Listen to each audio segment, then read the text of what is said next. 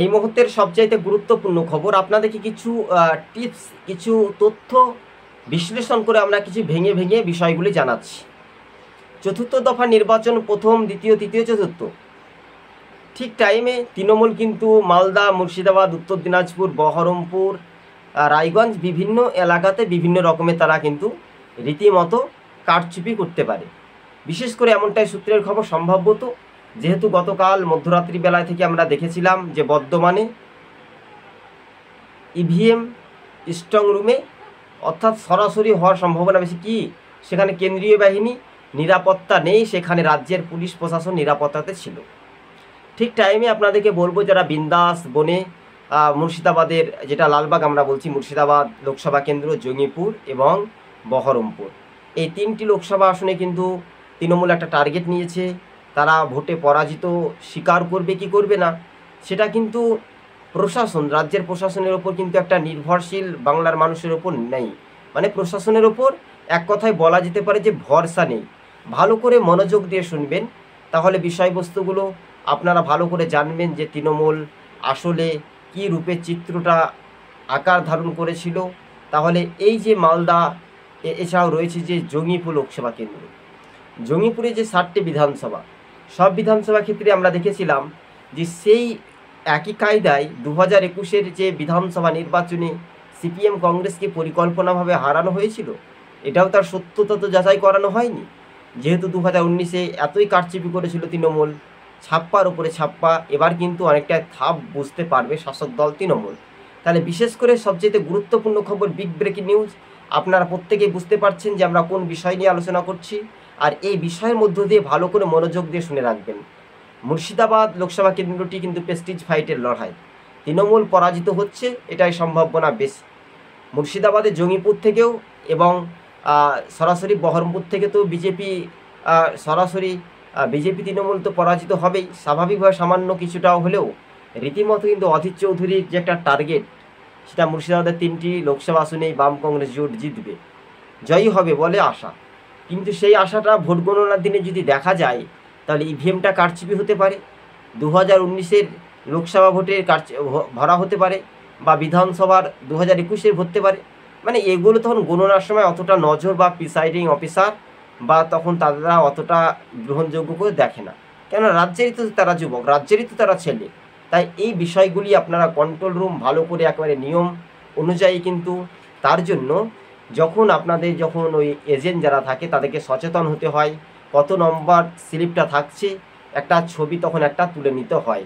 এইভাবে একটা ছবি পার্সোনালভাবে গুরুত্বপূর্ণভাবে ছবিটা তুলে নেওয়া হয়। কিন্তু স্বাভাবিকভাবে এই যে কারচুপি, তৃণমূল কিন্তু এটা কিন্তু করছে বিগত কয়েকদিন থেকেই, পঞ্চায়েত নির্বাচন থেকে 2018 থেকেই তারা শুরু করে দিয়েছে। তবে এই বিষয়গুলি আপনাদেরকে জানিয়ে রাখি, তো এই বিষয়গুলি অধীর চৌধুরী বা সেলিম বা মীনাক্ষী মুখার্জি বলুন বা শুভেন্দু অধিকারী বলুন, প্রতিটি রাজনৈতিক দলের একটা সক্রিয় ভূমিকা আছে। তারা প্রত্যেক রাজনৈতিক দল একটা স্বাধীনতা রয়েছে যাতে মানুষ স্বাধীনভাবে ভোট দিতে পারে। তৃণমূলের একটাই বিশ্বাস, ছাপ্পা মেরে হয় জিতবো, না হলে বিরোধীদেরকে তাড়া করব, এটাই তাদের একটা বিশ্বাস। তবে বিশ্বাস আর বিশ্বাস, এনার্জি শক্তি কিন্তু শাসক দল তৃণমূলের কমে যাচ্ছে এটুকু আমরা বলতে পারি। তাই তৃণমূল এখন মনে জানে প্রাণে যাই খুশি তাই করলেও বিশেষ করে তারা কিন্তু আর পার পাবে না বলে এমনটাই খবরের ইঙ্গিত পাওয়া যাচ্ছে। গতকাল বর্ধমানে যে চিত্রটা আপনাদেরকে যদি একটু বলি বিগ ব্রেকিং নিউজের মাধ্যমে, তাহলে দেখা যাবে সেখানে থানার পুলিশ পাহারা দিচ্ছে, সেখানে থানার হোমগার্ড থেকে পাহারা দেওয়া হচ্ছেটা কি, তার মানে কারচুপি হবে। সেটা বিজেপি কিন্তু কতটা, তারা তো কেন্দ্রের সরকার ক্ষমতায় থাকলেও, বিশেষ করে তারাও যদি কড়া নিরাপত্তায় ভুগে, তাহলে তো ভালো একটা সেটিংয়ে রাজনীতি চলছে বাংলায়। সেটিং না হলে তো আর কোনো কাজ চলবে না, তাই না? সেটিংয়ের একটা পরিকল্পনা মাফিক সেটিং যখন বাংলাতে চলে, বা সেটিংয়ে যখন রাজনৈতিক আগমন, তখন সেটাও কিন্তু একটা দেখার একটা বিষয়। তো স্বাভাবিকভাবে বলা যেতে পারে যে মানুষের যে রায় বা মানুষের যে একটা উন্মাদনা, সেটাও স্বাভাবিকভাবে একটা গুরুত্বপূর্ণ বিষয়, তাই না? এই বিষয়গুলি আপনারা মনোযোগ দিয়ে ভালো করে শুনে রাখবেন, দর্শক বন্ধুদেরকে আমরা জানাচ্ছি। তবে হ্যাঁ, বিষয়গুলি কারো না কারো একটা দৃশ্য কিন্তু অন্য চিত্র দেখা যায়, কিন্তু তৃণমূলের দৃশ্য হচ্ছে ভোটে চুরি করব, নাহলে কারচুপি করব, নাহলে ব্যালট খেয়ে ফেলবো, নাহলে ইভিএমের বাক্সে বোতাম পাল্টিয়ে দেবো রাতারাত। এই জিনিসগুলো যদি আপনারা মেনটেন যদি না করেন, তাহলে ব্যাপক একটা উদ্দীপনায় পরাজিত হারের শিকার করে নিতে হবে। ঠিক টাইমে যখন গণনা হবে, তখন বলা যাবে যে গণনা কেন্দ্রে কেন পিছিয়ে থাকলাম বা কেন এগিয়ে থাকলাম না, সেটা কিন্তু রাত পাহারা দিতে হবে। মাত্র 4 তারিখে তো, আজ মোটামুটি 16 তারিখ।